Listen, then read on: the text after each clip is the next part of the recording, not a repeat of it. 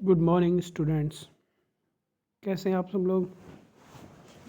Welcome back to our channel Ashoka Academy. I hope आप लोगों ने पुरानी तीनों वीडियोस देखी होंगी। चैप्टर 1 जो बीएसटी पे मैंने प्रिपेयर किए हैं।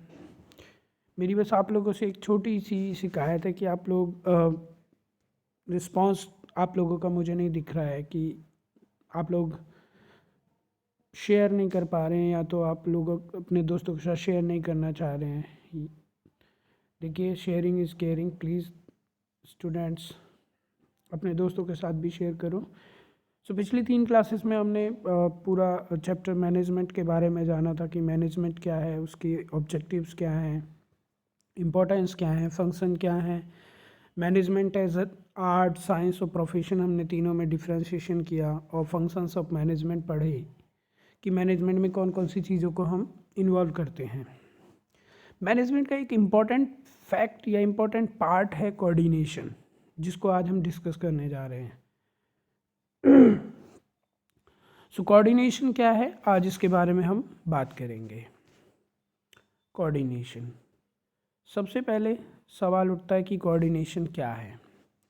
Coordination the essence of management, जो मैनेजमेंट का एक क्या कह सकते हैं कि आत्मा है, या उसका हम कह सकते हैं कि उसका बेसिक क्राइटेरिया, जो एक मैनेजमेंट का सबसे अहम भाग, अहम अंग है।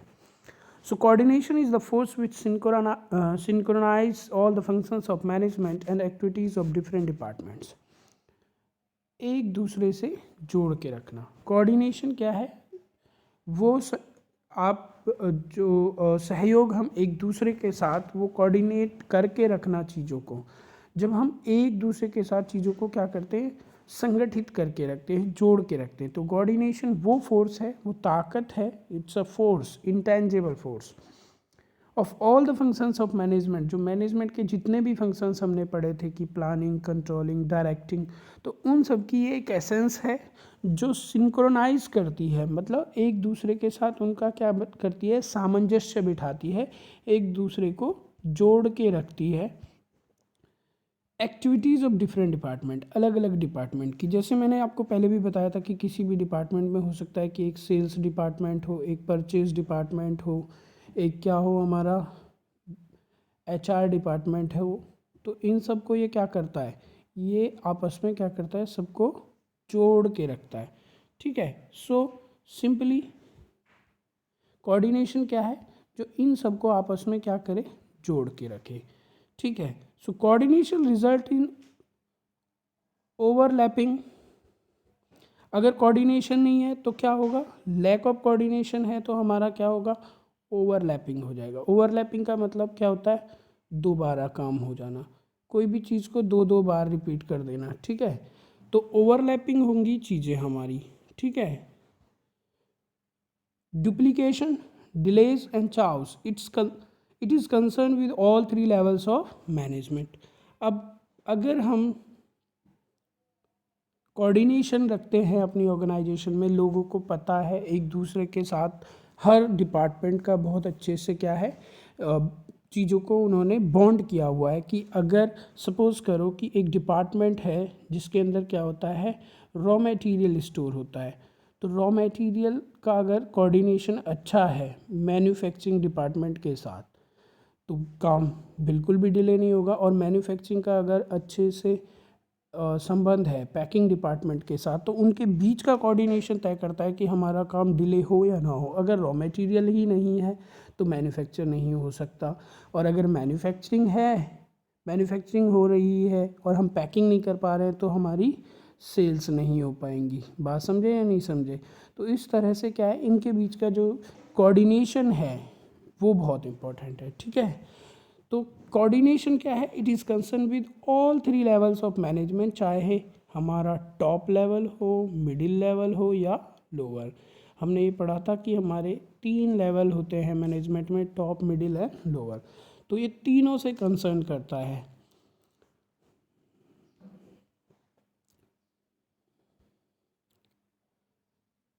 All the levels of management are looked at together and they become a group. जब सारे लेवल्स ऑफ मैनेजमेंट को हम एक साथ कंबाइन कर देते हैं तो वो एक ग्रुप बन जाता है। और हर ग्रुप के केस में हमें क्या कि कोऑर्डिनेशन एक इम्पॉर्टेंट फैक्टर होता है। अगर किसी भी ग्रुप के अंदर कोऑर्डिनेशन नहीं है तो वो ग्रुप क्या है, वो अपने गोल को अचीव नहीं कर पाएगा। लैक ऑफ कोऑर्डिनेशन की वजह से गोल को अचीव करना बहुत मुश्किल है। ठीक है, so it is not a separate function of management rather than it is a essence of management. ये क्या है, मैनेजमेंट की एक एसेंस है, ये कोई अलग से कोई फंक्शन नहीं है मैनेजमेंट का। तो कोऑर्डिनेशन क्या है, it's also a function of management, management का ये एक फंक्शन ही है। तो समझ गए, कोऑर्डिनेशन मतलब एक दूसरे के साथ कैसे हम अपने फंक्शंस ऑफ मैनेजमेंट को या मैनेजमेंट के अंदर चीज़ों को, सभी डिपार्टमेंट को एक साथ कैसे मिला के काम करते हैं और एक गोल को अचीव कर पाते हैं। ठीक है, चलिए आगे बढ़ते हैं, बात करते हैं हम कि कोऑर्डिनेशन क्या है, कोऑर्डिनेशन के बारे में और डिटेल में जानते हैं। ठीक है, first of all coordination integrates group efforts. Coordination क्या करता है, इंटीग्रेट करता है, संयुक्त करता है ग्रुप एफर्ट्स को। जब सब लोगों का एफर्ट एक सेम लेवल पे जाता है तो उसको हम बोलते हैं कोऑर्डिनेशन। अब किसी भी डिपार्टमेंट में या किसी ऑर्गेनाइजेशन में department A B C D अगर ये है, अगर सब लोग एक साथ काम करेंगे तो गोल अचीव हो सकता है। बट अगर यही सब लोग अलग अलग दिशाओं में काम कर रहे हैं तो गोल अचीव नहीं हो सकता। ठीक है, तो कोऑर्डिनेशन का मतलब क्या है, इनके बीच में आपसी सामंजस्य है।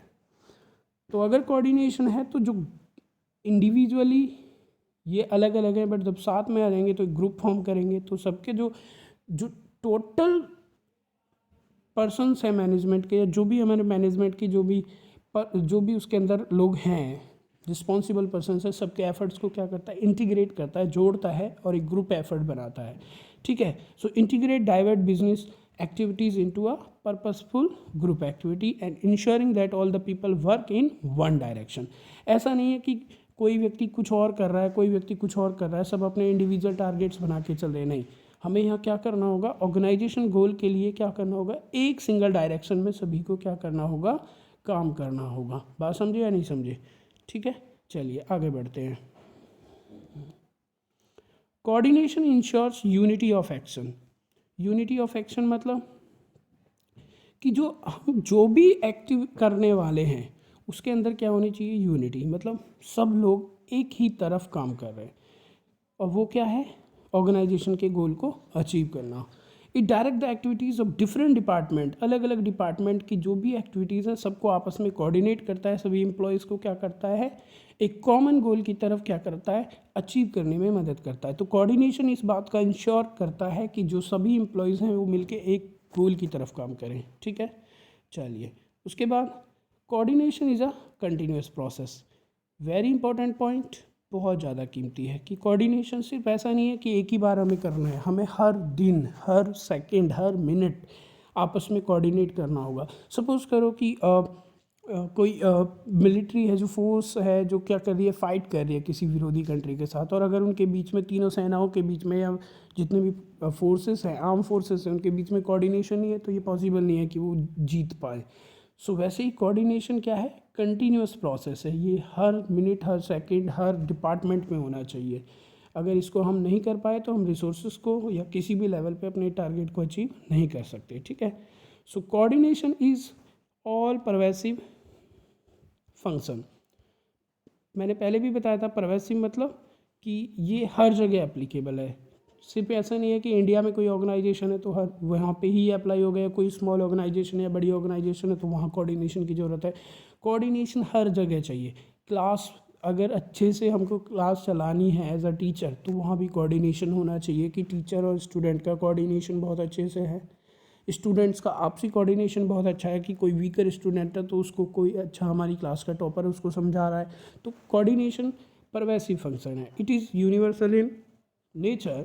It synchronizes the activities of all departments and they are independent to maintain organizational balance। ठीक है, तो हर जगह ये मिलेगा और सभी लोगों को क्या करना चाहिए कि कोऑर्डिनेशन के साथ ही काम करेंगे, ताकि even though they are interdependent but organisation balance के लिए उनको आपस में क्या करना होता है, कोऑर्डिनेशन बना के रखना होता है। ठीक है, आई होप आप समझ गए होंगे। ठीक है, कोऑर्डिनेशन इज़ द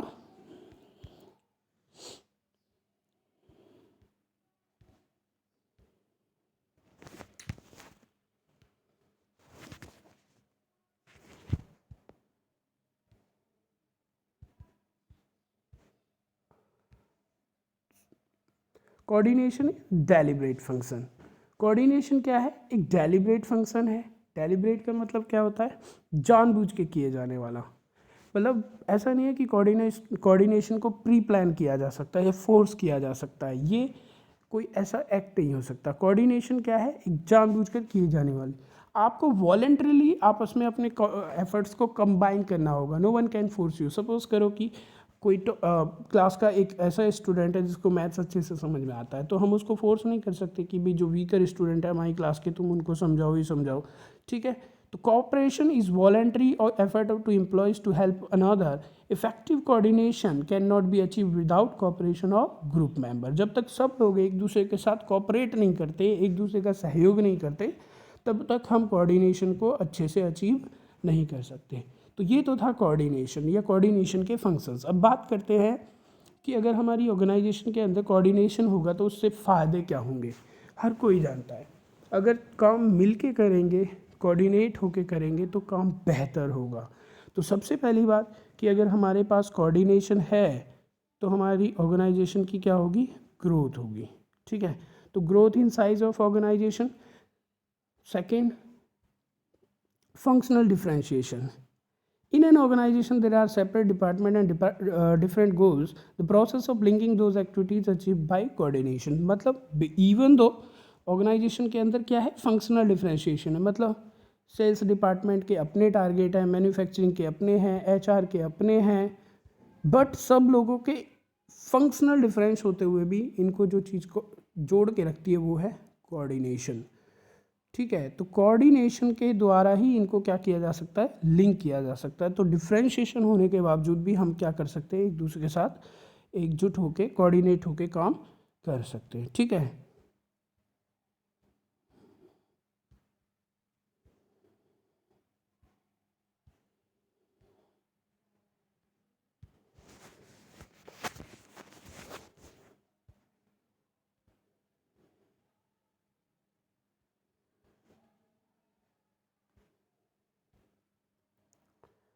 चलिए, सो और क्या होगा? फंक्शनल डिफरेंशिएशन अभी हमने समझा।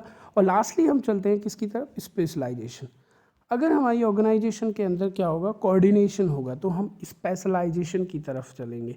सो modern organisation is characterised by high degree of specialisation. Coordination is required among different specialist because of their different approach, judgements etcetera.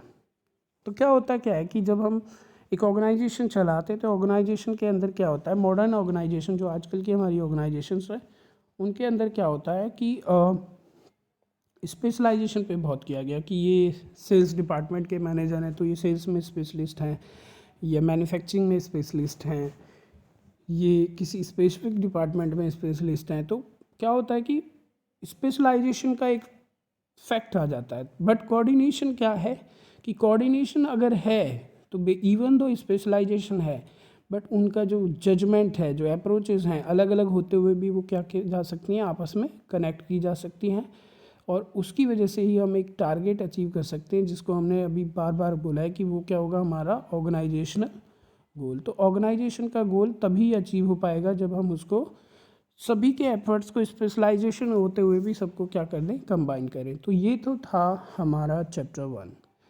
Students, मैंने इसकी सारी चीज़ें आपसे डिस्कस की। अभी नेक्स्ट वीडियो में मैंने आपको जैसे कि पहले भी बोला था कि नेक्स्ट वीडियो में हम इसकी केस स्टडीज़ और एमसीक्यूज़, तो इसके नेक्स्ट वीडियो में जस्ट मैं आपसे इसके क्वेश्चंस जितने भी एमसीक्यू बन सकते हैं इससे वो डिस्कस करूँगा।